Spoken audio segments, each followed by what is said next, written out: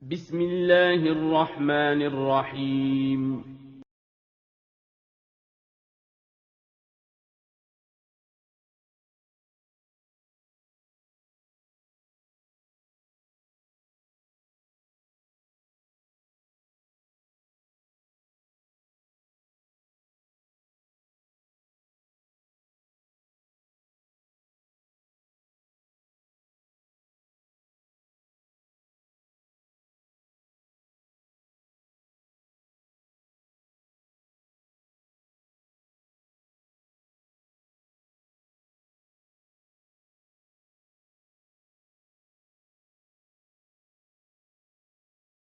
Bismillahirrahmanirrahim. Assalamualaikum warahmatullahi wabarakatuh. Alhamdulillahi wassalatu wassalamu ala rasulillah wa ala alihi wa sahbihi ajma'in. Amma ba'du. Kaifa halukum? Ustazah harap kalian selalu diberi kesehatan oleh Allah agar bisa terus belajar atau menuntut ilmu yang bermanfaat. Amin. Anak-anak, sebelum belajar, mari kita berdoa dulu ya. Allahumma inni as'aluka ilman nafi'an wa rizqan tayyiban wa amalan mutaqabbalan. Hari ini insya Allah kita akan melanjutkan pembelajaran tematik pada tema 6, merawat hewan dan tumbuhan, subtema 1, hewan di sekitarku, pada pembelajaran 5 dan 6. Anak-anak, sekarang coba lihat bukunya di halaman 35 ya. Kita akan membaca mengenai membuat tata tertib dan menerapkannya sehari-hari. Rasti memelihara ikan emas di kolam belakang rumah. Setiap hari Rasti bertugas memberi makan ikan itu 2 kali, pagi dan sore. Rasti juga harus membantu ayah membersihkan kolam itu jika kotor. Jika makanan ikan habis, Rasti harus membelinya di toko. Rasti selalu menyisakan uang sakunya untuk membeli makanan ikan. Semua itu bentuk tanggung jawab Rasti karena memelihara hewan. Hewan harus dirawat dengan baik. Nah, anak-anak coba lihat ya tata tertib yang dibuat oleh Rasti ini. Yang pertama, bangun pagi segera sholat jamaah, kemudian memberi makan ikan, menyapu halaman depan, menyiapkan pakaian untuk ke sekolah, dan memastikan semua buku pelajaran sudah masuk tas. Nah, di rumah ada tata tertib yang harus ditaati. Di sekolah juga ada tata tertib yang harus ditaati. Di kelas juga ada tata tertib. Guru mata pelajaran juga membuat tata tertib. Tata tertib dibuat di mana-mana. Tata tertib akan membuat kegiatan menjadi teratur.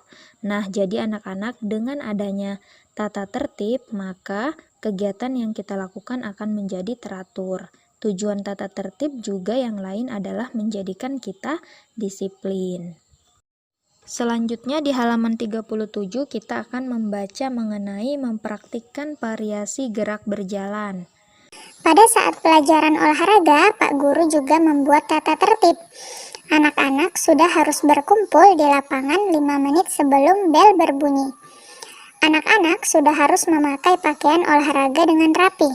Setiap anak harus melakukan pemanasan dan pendinginan saat berolahraga. Anak yang tidak ikut olahraga karena sakit harus membawa surat izin dari orang tua. Semua tata tertib itu harus dipatuhi oleh siswa. Selanjutnya di halaman 38, ayo menambah wawasan. Hal yang harus diperhatikan saat melakukan aktivitas berjalan. Aktivitas berjalan harus dilakukan secara benar. Beberapa hal yang harus dilakukan saat melakukan aktivitas berjalan yang baik dan benar adalah sebagai berikut. Yang pertama, terlebih dahulu kita melakukan pemanasan. Kemudian yang kedua, waktu dibatasi. Lalu berjalan tidak terlalu lambat, jadi sedang ya anak-anak. Kemudian posisi badan tegak dan menghadap depan. Mengayunkan tangan ke depan ke belakang, Dan yang terakhir, menggunakan pakaian yang nyaman. Jadi dalam olahraga juga kita menggunakan pakaian yang nyaman supaya kita tidak risih ketika berolahraga. Anak-anak, sekarang kita masuk di pembelajaran 6 ya. Coba lihat bukunya di halaman 40, kita akan membaca teks cerita pengalaman. Nah, ini menggunakan tulisan huruf tegak bersambung. Nah, anak-anak, selain huruf cetak, ada juga huruf tegak bersambung. Nah, huruf cetak itu apa, anak-anak? Ya, jadi huruf cetak itu huruf-huruf yang lazim digunakan. Misalnya seperti huruf A, B, C, D, dan seterusnya. Jadi kalau huruf cetak itu huruf-hurufnya tidak bergandengan. Beda dengan huruf tegak bersambung. Jadi huruf tegak bersambung ini yaitu kegiatan menulis huruf yang saling bersambung. Jadi huruf-hurufnya bersambung ya anak-anak. Nah, tulisan tegak bersambung juga tidak hanya sekedar rapi dan indah, tapi juga mudah dibaca. Nah, anak-anak sekarang coba perhatikan aturan menulis tegak bersambung. Nah, jadi anak-anak sebelum kita menulis kalimat dengan huruf tegak bersambung, maka kita melakukan dulu yaitu menulis huruf-hurufnya dulu ya, huruf A, huruf B, huruf C, huruf D, sampai huruf Z ini dengan huruf tegak bersambung. Nah, setelah kita mahir, kita lanjut dengan menulis kata dengan huruf tegak bersambung. Misalnya menulis kata tidak dengan huruf tegak bersambung. Nah, setelah mahir, kita bisa melanjutkannya dengan kalimat. Nah, anak-anak sekarang ayo kita praktikkan cara membuat tulisan dengan huruf tegak bersambung ya. Coba kalian ikuti di rumah ya anak-anak. Nah, kalian bisa menggunakan buku halus. Kalau kalian menggunakan buku halus di rumah, kalian bisa memulai menulis pada baris ketiga ya. Anak-anak sekarang coba kita menulis huruf tegak bersambung. Kita mulai dari huruf A besar, kemudian A kecil, lalu B besar, B kecil,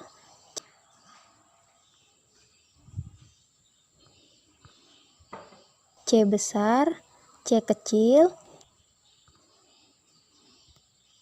D besar, D kecil, dan seterusnya. Nah, anak-anak kalian coba di rumah juga ya. Nah, anak-anak, Ustazah tadi sudah menulis kalimat dengan huruf tegak bersambung di halaman 40.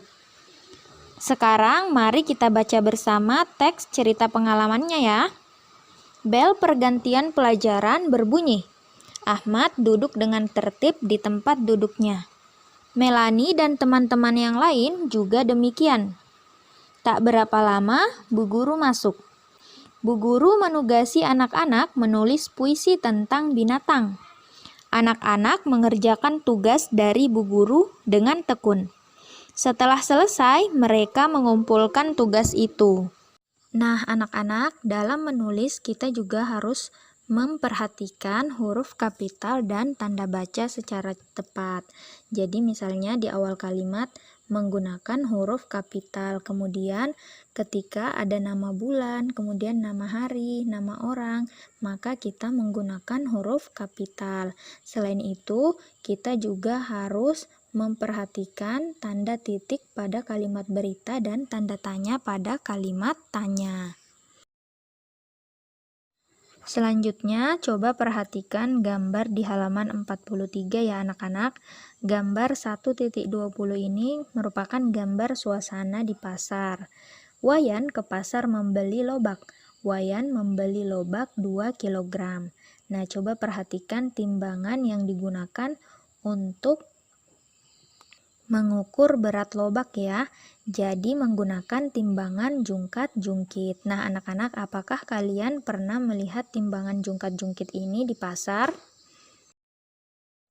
Nah, anak-anak, kalau kalian memiliki timbangan di rumah, kalian bisa mencoba bermain pedagang dan pembeli.